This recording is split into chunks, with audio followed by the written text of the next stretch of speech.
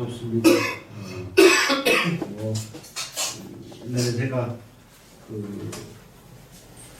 고령에 있을 때 남편분이 오씨였었어요. 그리고 그 부인이 천씨야. 그래서 두 분만 나오시면 5,000명이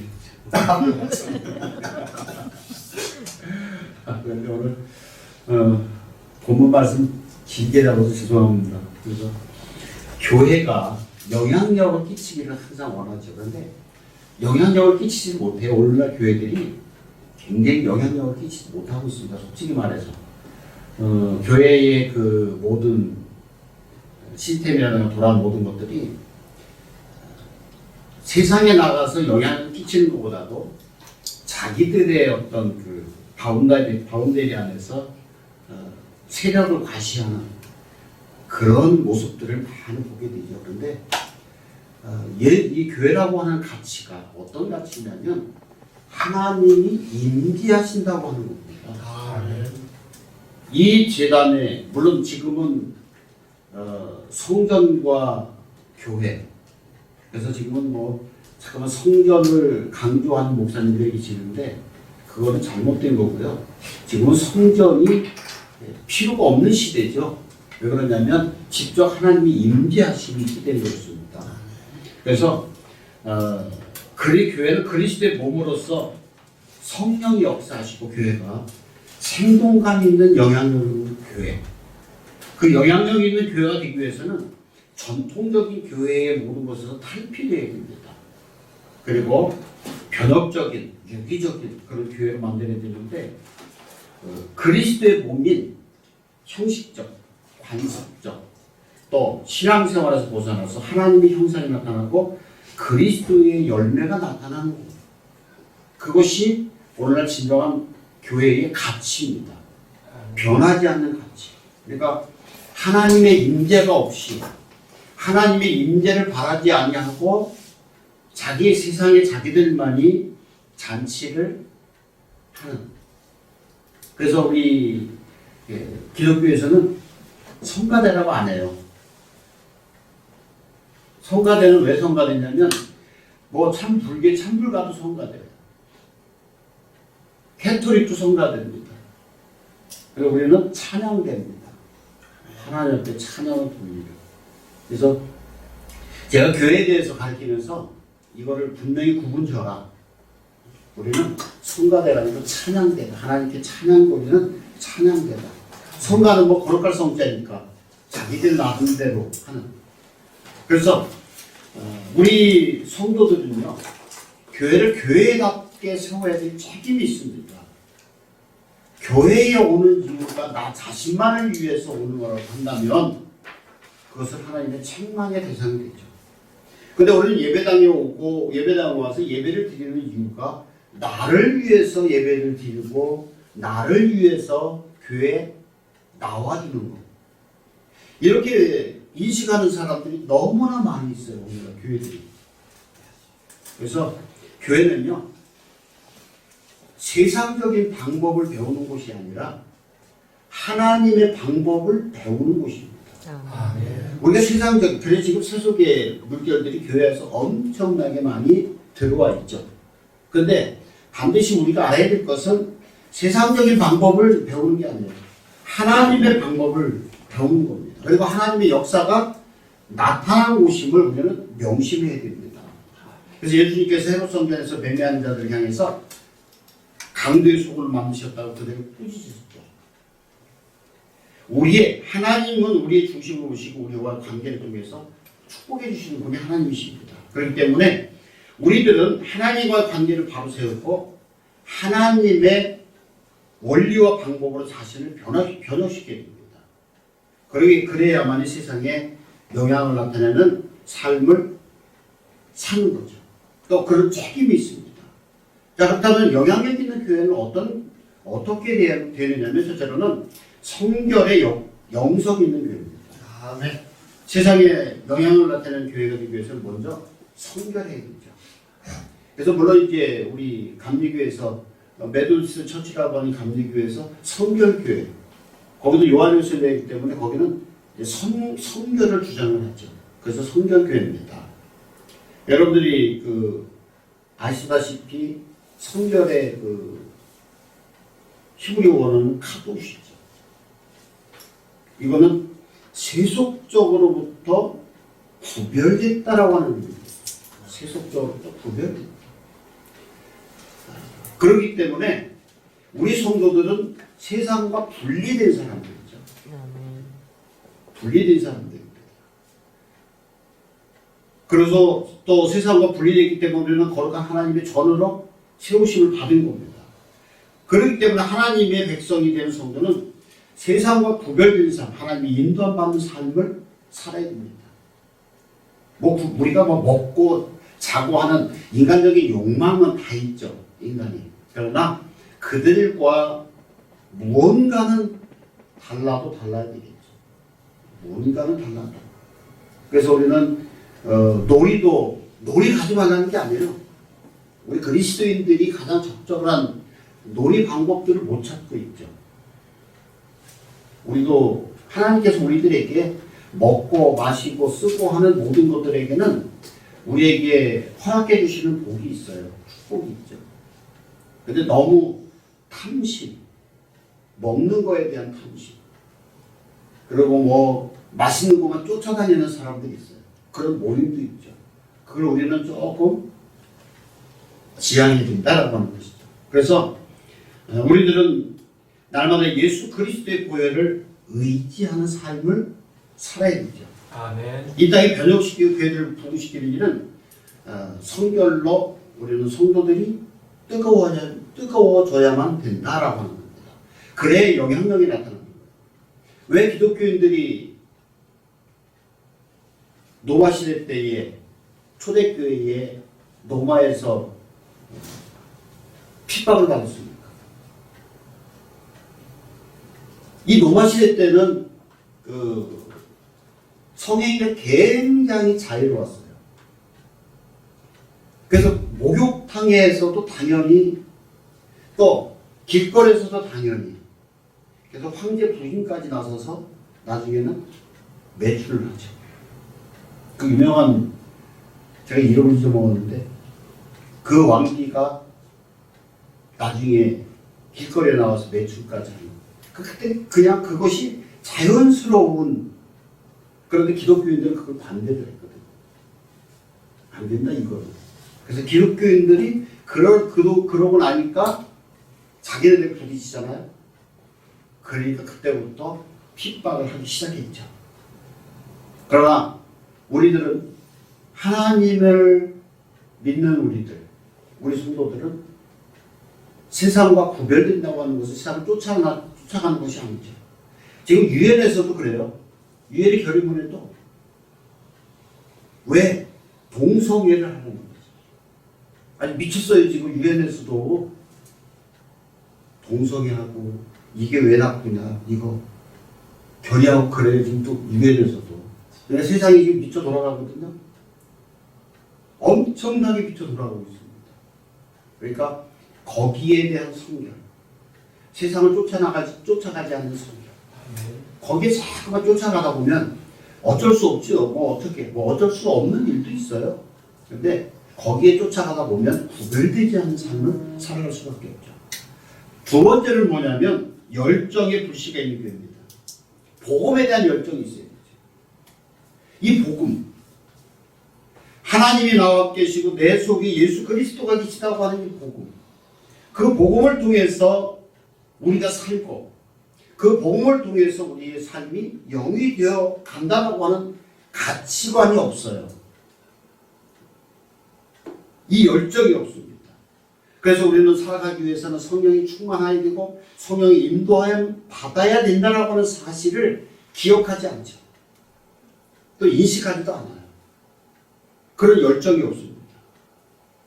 그러나 우리는 이 열정을 갖기 위해서 하나님 앞에 기도해야 되죠. 하나님께서는 우리에게 간절히 하나님 나라를 사모하는 기도와 영향력 있는 교회 세우기를 기대하고 계십니다. BC 586년에 바벨론의 침공으로 해파됐던 예루살렘 성전은 예레미야가 예언한 지 70년 되는 해에 하나님의 성령 은혜로 다시 재건하게 되었죠. 그러나 그 성전 재건이라고 하는 방해다리에서 성전의 기초만을 놓고 중단하게 됩니다. 성전의 기초석을 놓고서 굉장히 기뻐했는데 더 이상 앞으로 진전되지 못했죠. 하나님께서 14년 전에 이스라엘 백성들의 즐거워하는 함성을 지르면서 찬송하고 감사하고 대소통곡하는 것을 보시고 감동하셨어요. 그 하나님은 그 장면, 그 감동, 그 열정을 이스라엘 백성들에게 기대를 하셨어요. 그게 에스라서 3장 10절로 13절을 통해서 우리가 볼 수 있는데, 여기에서 그 당시 주변의 총독들에 의해서 강제적으로 성전 재건을 중단한 이스라엘 백성들 귀한 자들은 시간의 지남에 따라서 초기에 넘쳐났던 그 열정이 사라지고, 학개에서 1장 2절 말씀에 보면 아니 아직 일러, 아직 성전 건축하는데 이르다라고 게으름을 피웠죠. 그 결과 성전은 다리오 제2년까지 14년간이나 중단됩니다. 그냥 덩그러니 주춧돌만 놓고 방치한 채 먹고 사는 일에 굉장히 거기에만 집중했습니다. 성전 파괴 때 파괴되어서 예배할 수 없을 때를 기억하라고 하나님께서 말씀하시죠. 우리도 오늘날 우리도 마찬가지. 지금 먹고 마시고 하는데 거기에만 온통 사람들이 정신이 팔려 있죠. 또 벌어야 되죠. 둘이 지금 벌지 않으면 제대로 살 수 없는 그런 시대를 우리가 받고 있어요. 그런데 이 성전이 파괴되고 교회가 없어지고 예배를 못 드리게 하는 그런 시대에 너희들은 어떻게 할 것인가라고 하는 것을. 그래서 다시 열정으로 회복해서 하나님의 전을 지는 일에 최선을 다하는 것이죠. 오늘날 그 성도들이 자신의 형통과 소공보다도 교회를 세우고 복음을 전파하는데 우선순위를 둬야 됩니다. 왜 그러냐면 하나님은 교회를 통해서 사람을 변화시키고 세상을 변화시킵니다. 그러니까 마귀들이 자꾸만 교회에 예배드리지 못하게 하죠. 이 코로나를 핑계로 해서 문재인 정권이 예배를 못 드리게 했죠. 또 목사들, 큰 교회 목사들, 우리보다 능력이 있으니까 큰 교회를 맡았겠지만 거기 가서 16명 예배드리게 해주신 거 감사합니다 이렇게 아부했던 목사들. 시골교회는요 다 드렸어요. 예배. 요 예배당에 사람들이 나오니까 어디가 드리냐면 바닷가 나와가지고 바닷가 나가서 예배 드리고 다 하겠어요. 하나님은 우리에게 그 열정을 보기를 원하십니다. 오늘날도 우리 그 교회가 처음 하나님을 만났을 때의 그 구원과 감격과 은혜를 잃어버리고 살아가는 성도들이 있습니다. 그런데 예수님과의 첫사랑을 잃어버리고 신앙에 정체되어 있는 성도들, 하나님은 그런 우리를 오늘날 깨어나라고 말씀하십니다. 반드시 오늘날 교회가, 우리가 신앙이, 예배가 자유롭게 예배를 드리고 신앙이 자유로운 이 시대에 있지만 영으로는 죽어 있어요. 죽어 있습니다. 교회가 아니에요. 목사이기 때문에 제가 너무나 잘 알죠. 교회 너무나 잘 알죠. 목사 세계는 너무나 잘 알죠. 그러니까 목사를 세계를 제가 거의 40년 이렇게 하다 보니까 너무나 잘하는 거예요, 목사들. 그래서 제가 항상 그래요. 목사들, 거룩. 이렇게 하는 목사들 치고 거룩 없다. 붕어빵이 붕어 안 들어가듯이. 겉으로는 거룩한 거죠. 거룩한 거. 다시 말하면 예수 그리스도를 자기네 방패막으로, 투세막으로 사용하는 그런 시대를 낳고 있어요. 그래서 제가 어떻게 보면은 많이 이렇게 미리 은퇴한 것도 그런 이유 중에 하나에 속해. 그렇다고 너무 깨끗하냐? 아니죠. 안 깨끗하기 때문에. 그래서 저는 농담 삼아서 이렇게 해요. 내가 빨리 은퇴한 거는 하나님한테 이익이야. 왜 나 같은 사람이 교회 붙들고 있으면 하나님 더 망령되게 만드니까 나 같은 사람은 빨리 은퇴하면 하나님부터 이익이니까 내가 빨리 은퇴했다 이렇게 얘기를 하고 있습니다만은 근데 예수님과 관계를 회복하고 열정을 회복하라 이 말씀을 하고 계십니다.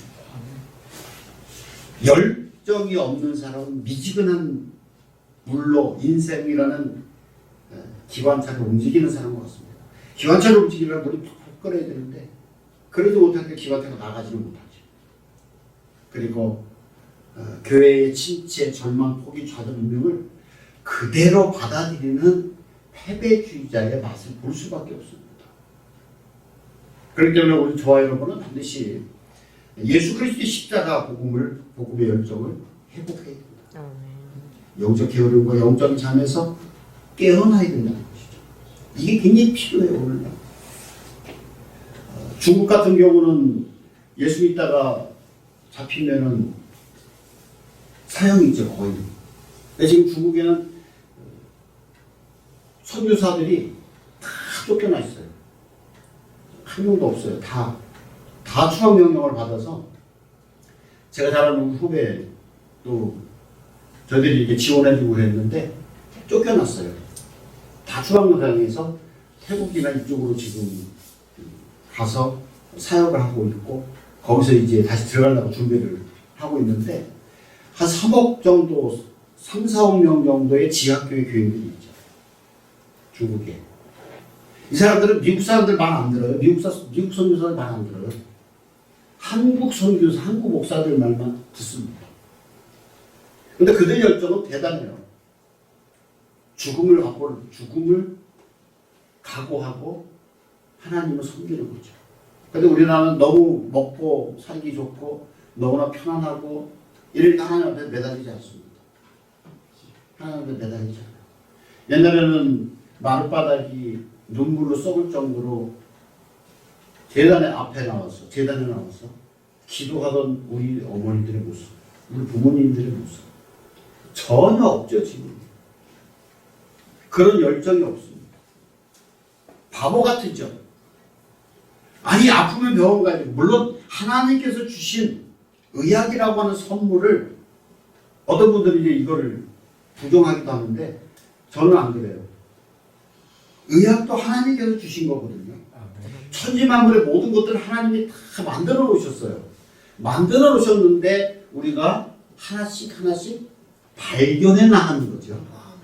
발견해 나가는 거예요. 하나님이 이미 우리들에게 그래서 의학이라고 하는 좋은 것을 우리에게 주셨어요. 거기도 인정해야 돼요. 그것도 하나님을 기도하면서 우리가 약을 먹고 치료받는데 너무 부정하다고 그걸 부정하다 보면 세상의 모든 걸 다 부정할 수밖에 없어요. 근데 요새는 아프면 하나님 앞에 기도하는 사람도 있지만 그러지 못하는 사람도 많이 있죠. 그래서 우리는 이런 것에서 깨어나야 된다. 그래야 영향력 있는 교회가 된다. 세 번째로는 뭐냐면 사랑의 열매를 맺는 교회입니다. 영향력 있는 교회는 하나님을 사랑하고 이웃을 사랑하는 거죠. 사랑 너무 흔하죠. 교회가 예배당이. 그래서 교인들이요 나갈 때 시험이 들어서 교회 나갈 때 가장 첫 번째로 꼽는 게 뭔지 아세요? 우리 목사님은 사랑이 없어. 우리 목사님은 사랑이 없어. 목사만큼 자기들 위해서 희생하는 사람이 있나요? 없어요. 모든 사람들이 목사들이요 배울 만큼 다 배운 사람들이에요. 학위를 안 따서 그렇지 배울 만큼은 다 배운 사람이고 엘리트들이거든요. 요즘에 이렇게 젊은 애들 이렇게 후배들 보면 너무 똑똑해요. 지금 우리하고는 옛날하고는 또 틀려요. 저희들하고 저희 아버님 세대하고 또 틀리듯이 우리들하고 밑에 있는 후배들 막 올라온 후배들하고 전혀 틀립니다. 그런데 교회에서 사랑이 왜 없냐? 이런 반문을 하실 수도 있는데 이스라엘 백성들은 사랑보다는 자신의 안위로함을 위해 살았습니다. 하나님은 자신만을 위해 살아가는 백성들에게 고난을 주십니다. 그들이 성전 재건을 중단하고 신앙이 사라져가고 있을 때에 농사마저 굉장히 어려움을 당하죠. 그런데 오늘날 교회 안에도 나만을 위해서 사는 사람들이 많이 있습니다. 그러니까 우리는 신본주의와 인본주의인데 우리는 신본주의, 하나님께서 모든 것을 해주셨다라고 하는 사실을 기억해야 되는데 그렇지 않아요. 그러니까 인본주의는 뭐냐면 우리는 하나님을 최고의 경지에 놓잖아요. 인본주의는 내가 노력하고 내가 애쓰고 내가 힘쓰고 내가 똑똑하고 내가 많이 배워서 나를 최고의 경지에다 올려놓습니다. 그러니까 인간적인 방법이에요. 전부 다 하나님의 방법이 아닌 인간적인 방법. 저희들은 그 장로님이 되는 것도 이제 그 지방에서 자격과 과정이라고 하는 걸 통해서 장로님들도 안수를 줘요. 목사들은 이 연회라고 하는 장로들은 노예 정도 되는 그런 곳에서 이제 목사들은 또 거기 가서 심사를 받지만 그래도 어느 심사 그 지방에서 목사 중에 하나가 장로 교육을 시키면서 이런 얘기를 해요. 장로님 책을 좀 많이 읽으십시오. 무슨 책이냐? 인본주의 책을 읽으십시오. 그래서 내가 막 욕을 했어요. 저런 네가 목사냐? 인본주의 책을 보지 말라고 해야지. 장로들한테 인본주의 책을 많이 보면 그렇지 않아도 지금 전부 다 교회도 인본주의고 인본주의가 강의가 지금은 조금 덜한 것 같아요.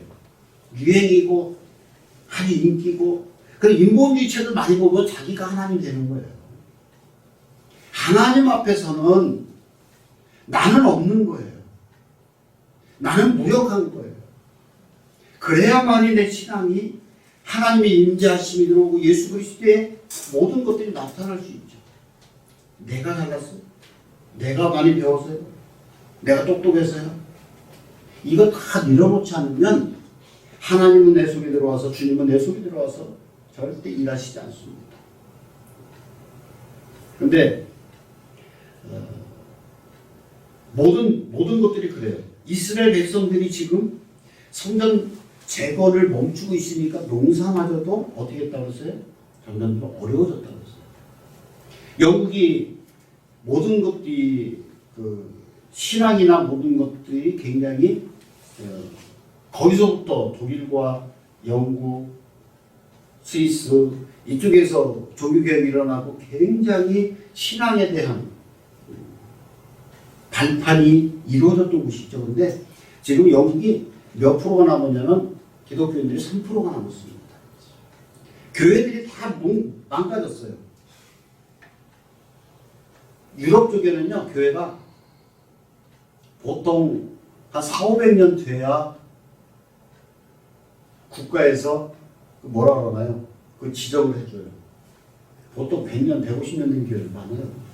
근데 거기 다 문 닫고 이제는 교회가 크면은 예배당이 건물이 크면 보수도 해야 되고 근데 이걸 못하는 거예요. 그러니까 개인한테도 넘어가요. 개인을 갖다 뭐 하냐면 거기다가 술집해요. 아니면 이슬람 교회한테 넘어가요.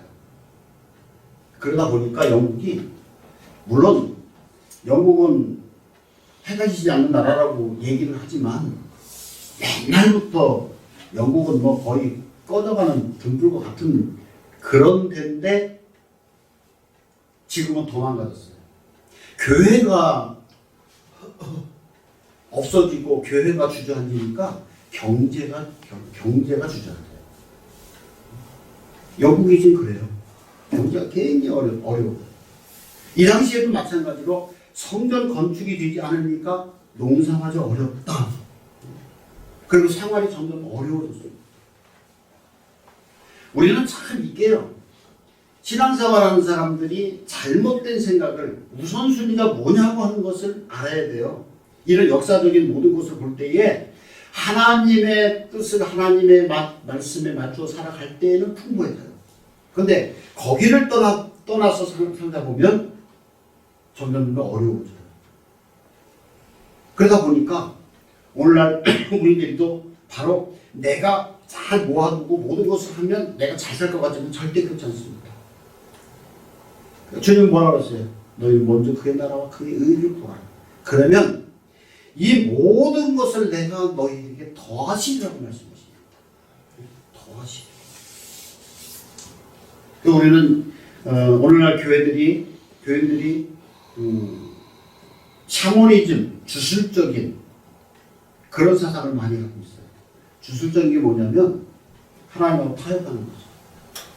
하나님하고 타협하는 거죠. 원래 11조를 드리고 감사하고 드리는 것은 어떤 이유입니까? 하나님 감사합니다. 이거는요, 내가 하나님께서 나에게 건강 주시고 환경과 모든 것을 주셔서 이건 하나님 것이니까 하나님께 드립니다라고 하는 것이 11조. 내 모든 삶에 있어서 감사하니까 감사함을 드리는 거죠. 근데 여기 조건을 붙이죠. 우리 믿음의 신앙들은 조건 없이 하나님 거니까 하나님께 드리는 거예요. 근데 조건은 어떤 거예요? 11조를 하니까 20배, 10배 축복해 주시더라. 그러니까 하나님 나 11조 드렸어요. 축복해 주세요. 이 얘기를 하는 거예요. 이게 하나님하고 타협하는 거예요. 교회를 나와도 비즈니스로 나오는 거예요. 헌금을 드려도 비즈니스로 드리는 거예요. 이게 주술적인 신앙입니다. 이거 잘 생각하셔야 돼요, 우리가. 하나님께서 우리가 하나님으로 인정하고 하나님을 하나님 되게 해드릴 때에 하나님께서는 우리 모든 삶을 풍성하게 이끌어 주십니다. 그러니까 이스라엘 백성들이 이 가나안 땅이 어떤 땅이에요? 다 막힌 땅이에요. 도망갈 것도 없어요. 다 주변에 다 적들이잖아요. 이쪽은 홍해고 애굽 있고 이쪽 넘어가는 요르단이고 저쪽은 시리아고 도망갈 데가 없는 거죠. 또 비도 안 나요. 물론 이제 북쪽으로 올라가면 물이 굉장히 풍부하죠. 갈멜산 그쪽으로 올라가면 물이 굉장히 풍부한데 그건 뭐냐면 그래서 하나님께서 그 땅을 젖과 꿀이 흐르는 땅이라고 말씀하신 이유가 뭐예요? 하나님만을 바라봐라. 하나님만을 바라봐. 그런 땅이거든요. 그래서 늦은 비와 이른 비를 허락해 주시죠. 이른 비는 늦은 비는 맞나요? 그러니까 씨를 뿌릴 때에 그리고 아니 잠깐만 빨리 생각이 안 나. 큰일 났어. 사후자 2번 오잖아요. 이른 비와 늦은 비. 그 곡식 열매 맺을 때 그때 비를 내려주시죠. 그러면서 하나님을 하나님만을 바라봐야 되는 땅. 이 땅이 가나안 땅이에요. 우리도 마찬가지 우리 삶도 하나님만을 섬기고 하나님만을 의지하는 그런 삶이 돼야 된다는 것이죠. 아무리 과학이 발달하고 세상이 경제대국에서 세계 10위라고 하지만 어려운 사람들이 굉장히 어렵습니다. 그래서 하나님은 그들이 지은 모든 곡식을 마르게 하시고 깐부기와 재앙공부하고 농사를 망치게 하시죠. 왜? 자기들의 알만을 위해 살아갈 때. 자, 그렇기 때문에 우리는 교회를 세우는 일이 최우선을 하고 교회 신앙을 소중히 여길 때에 하나님의 축복과 평강이 임하게 돼요. 아멘. 그래서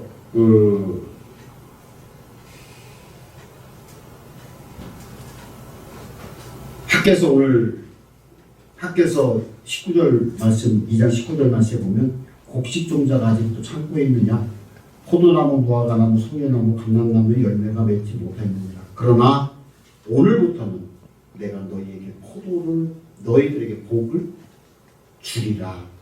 이렇게 말씀하십니다.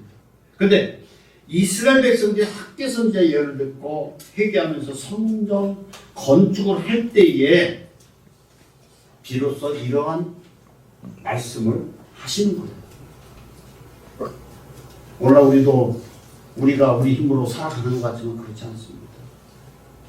내가 숨 쉬는 거예요. 제 눈도 좀 이상하죠. 자고 일어났는데 우리 집사람이 때린 것 같기도 하고 눈을 비추니 이 자다가도 나도 모르게 이런 일들이 일어나는 거죠. 자다가도 못 깨어날 경우도 있잖아요. 그런 사람들 많이 있습니다.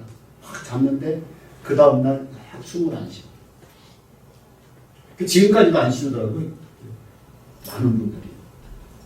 하나님이 비로소 복을 내려주실 때에만이 가능한 것이죠. 그래서 누가 하나님께 무관심한 성도는요, 하나님의 은혜와 보호하심을 받을 수가 없습니다.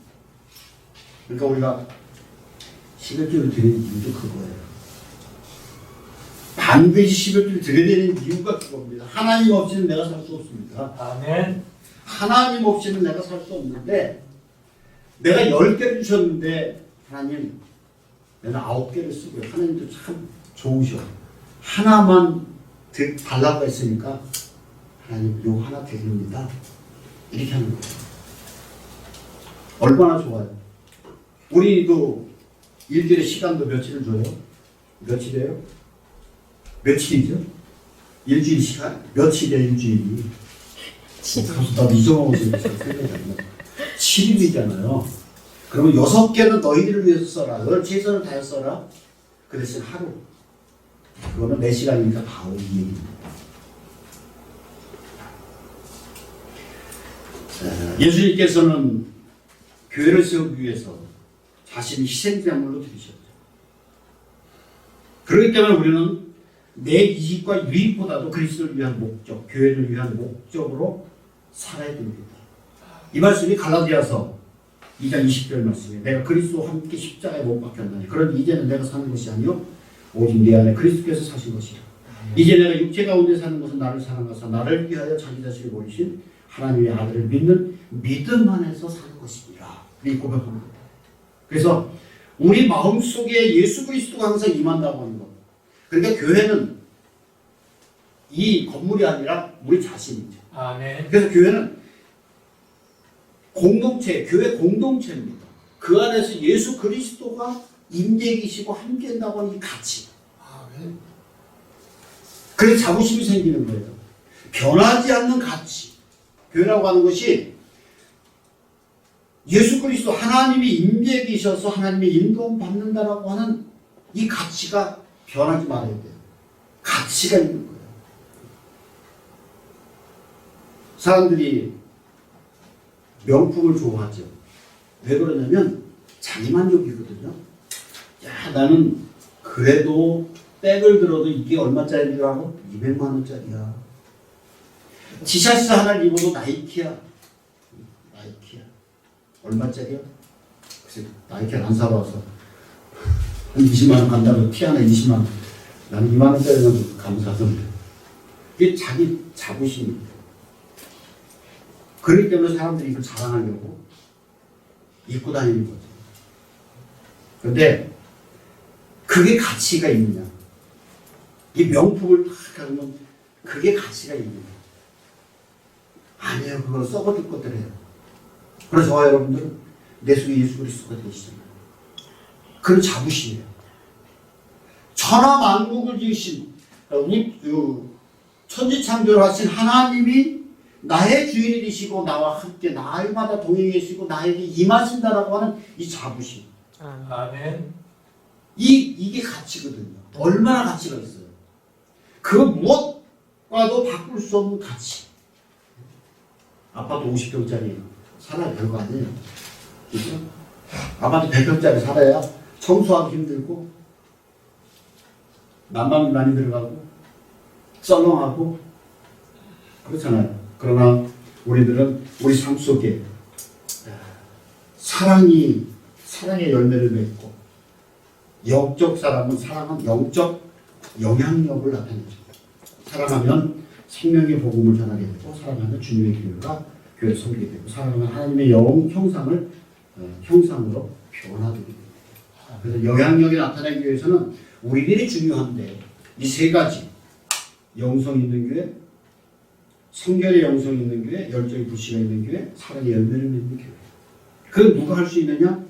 내 속에 계신 예수 그리스도. 내 속에 계신 성령의 역사시고 이 가치, 이 자신감이거든요. 어린아이 때부터 좋은 옷을 입히면, 그래서 어린아이들은 옷을 절대로 부모가 사다 주지 말라는 거예요. 아이를 데리고 가서 못 쓸 것이라도 산다고 산다는 거예요. 그래야 이 아이가 이 물건이 이렇게 사면 안 되는구나 하는 걸 배우는 거죠. 그래서 사랑을 많이 받은 사람들은 마음속에 사랑이 있기 때문에 다른 사람을 사랑할 수 있어요. 그리고 자신감이 넘쳐납니다. 그래서 저나 여러분, 우리 성도들도요, 마찬가지예요. 내 속에 누가? 예수 그리스도. 그 예수 그리스도가 우리를 성결의 영성이 나타나게 하고, 열정의 불씨가 나타나게 되고, 사랑의 열매를 맺게 될 때에 세상에 영향력을 끼칠 수 있습니다. 그래서 여러분, 이런 가치, 여러분들은 가치가 있는 사람들이에요. 그 어느 것과도 바꿀 수 없는 가치가 있는 그런 사람들. 이건 자신감하고 틀린 거예요. 나는 보화를 갖고 있다는 겁니다. 내 속에. 여러분 주머니에, 남자들은 이제 지갑이 자존심인데 10,000원짜리 한 수표만 딱 넣고 다니면 누구하고도 비겁하게 뭐 이렇게 하는 거죠. 얻어먹어도 당당하게 얻어먹어요. 없는 사람은 얻어먹어도 참 이게 마음 한구석으로는 비시고 그래요. 비시고 마음 한구석으로. 근데 있으면요, 이거 사. 그 당당하게 얻어먹어요. 우리 예수 그리스도 믿는 사람들은 이렇게 당당해야 된다. 세상에 나가서. 그래, 너 그렇게 살아? 아니야, 난 이렇게 살아. 왜? 내 속에 보아이신 예수 그리스도가 있기 때문에. 그 예수 그리스도를 통해서 내가 사랑을 나눌 수 있고, 열정이 불타서 하나님의 영광을 돌릴 수 있기 때문에. 그래서 저 여러분, 여러분들이 최고의 가치가 있는 분이라고 말씀하시죠. 왜 그렇다고요? 예수 그리스도가 준 보화가 내 속에 있기 때문에. 그래서 이렇게 예수 그리스도가 나에게 임하고, 그리고 나가서 세상에 영향력을 나타내는 저와 여러분들이 주님의 이름으로 축복합니다. 기도하겠습니다.